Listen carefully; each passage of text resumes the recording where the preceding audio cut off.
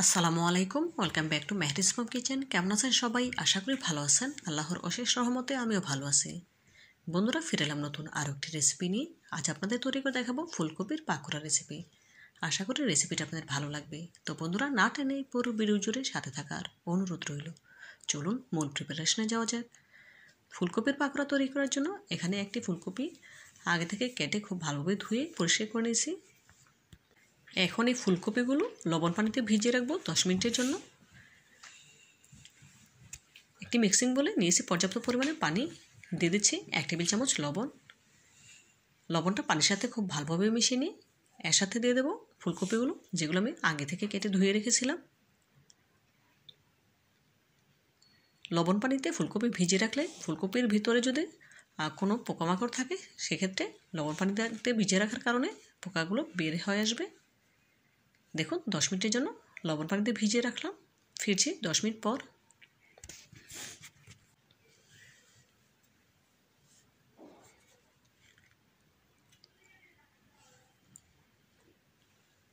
দেখুন বন্ধুরা, এই পর্যায়ে 10 মিনিট পর ফিরে এলাম।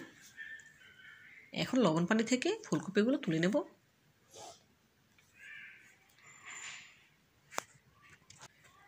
দেখুন, লবণ পানি থেকে ফুলকপির টুকরোগুলো তুলে নিয়েছি। এখন এর সাথে মশলা অ্যাড করে দেব। দিচ্ছি 1 চা চামচ আদা বাটা, 1 চা চামচ রসুন বাটা, 1 চা চামচ লাল মরিচের গুঁড়া। ঝালটা যে যেমন খান সে অনুযায়ী দেওয়ার চেষ্টা করবেন।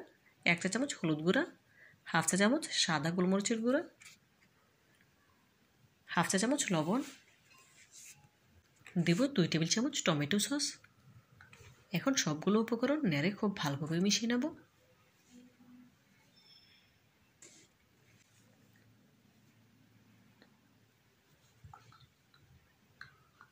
দেখুন বন্ধুরা, খুব ভালোভাবে মিশিয়ে নিয়েছি। এখন রেস্টে রেখে দেব 15 মিনিটের জন্য।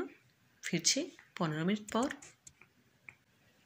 15 মিনিট পর ফিরে এলাম। এখন এর সাথে অ্যাড করে দিচ্ছি মেজারমেন্ট কাপের 1/2 কাপ বেসন, দেব 1/3 কাপ চাউলের গুঁড়া। আপনারা চাইলে বেসনের পরিবর্তে ময়দা দিয়েও করতে পারেন, আবার চালের গুঁড়া পরিবর্তে কর্নফ্লাওয়ারও দিতে পারেন। এখন নেড়ে খুব ভালোভাবে মিশিয়ে নিচ্ছি। দেখুন, অল্প অল্প করে পানি দিয়ে ব্যাটার তৈরি করে নেব। একসাথে বেশি পানি দেওয়া যাবে না, অল্প অল্প পানি দিয়ে ফুলকপির সাথে ব্যাটারটা লাগিয়ে নিতে হবে। দেখে বুঝতে পারছেন আমি কাজটি কীভাবে করে নিচ্ছি। খুব ভালোভাবে মেখে নেওয়া হয়ে গিয়েছে। দেখুন, আপনাদের একটি ফুল তুলে দেখাচ্ছি। খুব ভালোভাবে ব্যাটার লেগে গিয়েছে ফুলকপির সাথে। এখন সরাসরি ফুলকপির পকোড়া ভাজার জন্য চুলায় চলে যাব। পকোড়া ভেজে নেওয়ার জন্য চুলা আগে থেকে একটি প্যানে পর্যাপ্ত পরিমাণে তেল দিয়ে গরম করে নিয়েছি। এখন এক এক করে ফুলকপির টুকরোগুলো দিয়ে দিচ্ছি ভেজে নেওয়ার জন্য। অবশ্যই গরম তেলে ফুলকপির টুকরোগুলো ছেড়ে দিতে হবে। গ্যাসের ফ্লেম শুরু থেকে শেষ পর্যন্ত মিডিয়াম হিটে রেখেই এই পকোড়াগুলো ভেজে নিতে হবে। হাই হিটে করে পকোড়াগুলো ভাজা যাবে না, এতে করে উপরটা কালার চলে আসবে আর ভেতরটা কাঁচা রয়ে যাবে। অথবা লো হিটে রেখেও ভাজা যাবে না, এতে করে পকোড়াগুলো অনেক বেশি তেল শুষে নেবে। দেখুন বন্ধুরা, আমি মিডিয়াম হিটে রেখেই পকোড়াগুলো ভেজে নিচ্ছি। এই পর্যায়ে পকোড়াগুলো উল্টে নেব। তো বন্ধুরা, ভিডিওর এই পর্যায়ে আপনাদের কাছে ছোট্ট একটি রিকোয়েস্ট রইল, যারা এখনও পর্যন্ত আমার ভিডিওটি দেখছেন একটি লাইক দিতে ভুলে গিয়েছেন, প্লিজ একটি লাইক দিয়ে ভিডিওটি কন্টিনিউ করবেন। আর যে সকল বন্ধুরা আমার চ্যানেলে নতুন ভিজিট করেছেন, চাইলে চ্যানেলটি সাবস্ক্রাইব করে পাশে থাকা অল অপশনে ক্লিক করে দিতে পারেন।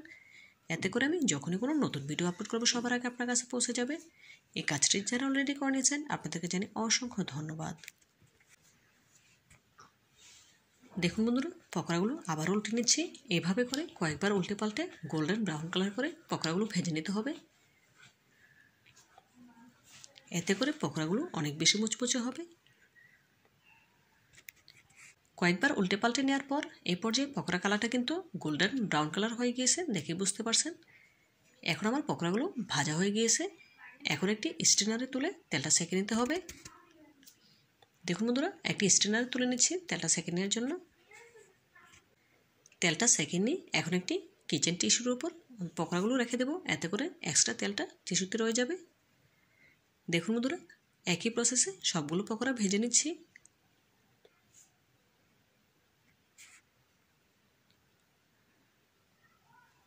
একই প্রসেসে সবগুলো পকোড়া ভাজা হয়ে গিয়েছে। এখন একটি সার্ভিং ডিশে পাকোড়াগুলো সার্ভ করে দিয়েছি। দেখুন ফুলকপির পাকোড়ার ফাইনাল লুকটা মাশাআল্লাহ দেখতে কতটা সুন্দর এবং লোভনীয় হয়েছে। দেখতে যতটা সুন্দর হয়েছে খেতে তার থেকেও অনেক বেশি মজার হয়েছিল। আপনারা একবার হলেও আমার এই রেসিপিটি ফলো করে ফুলকপি দিয়ে পাকোড়া তৈরি করে খেয়ে দেখবেন, খুবই ভালো লাগবে ইনশাআল্লাহ। তো বন্ধুরা, আমার এই রেসিপিটি যদি আপনাদের একটু হলেও ভালো লেগে থাকে প্লিজ লাইক, কমেন্ট এবং শেয়ার করবেন।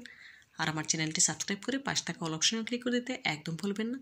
আজকের মতো বিদায় নিচ্ছি। দেখা হবে নতুন কোনো দিনে নতুন কোনো রেসিপিতে। ভালো থাকবেন সবাই। আর আমার জন্য দোয়া করবেন যেন এরকম নতুন নতুন রেসিপি নিয়ে আপনাদের সামনে হাজির হতে পারি। আল্লাহ হাফেজ।